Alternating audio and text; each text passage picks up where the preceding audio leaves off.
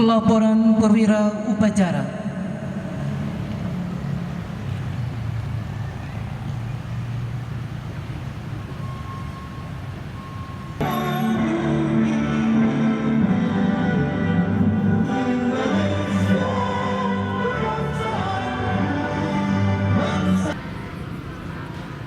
Alhamdulillahirabbil alamin.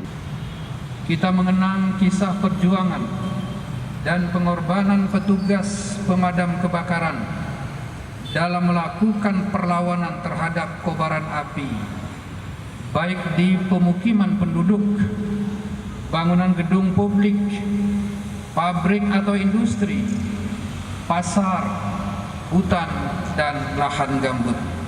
Petugas pemadam kebakaran juga melakukan penyelamatan jiwa serta harta benda masyarakat, baik pada waktu kejadian kebakaran maupun bencana lainnya, dan siap melayani panggilan masyarakat untuk melakukan pertolongan keselamatan jiwa manusia, seperti kasus orang dengan gangguan ingatan naik ke tower, orang yang jatuh ke sumur, tertimbun longsor, terkepung banjir, bangunan runtuh, kecelakaan kereta api, atau terjepit di kendaraan, tertimpa pohon tumbang, penyemprotan jalan licin, terserang tawon, ular atau binatang buas dan berbisa lainnya.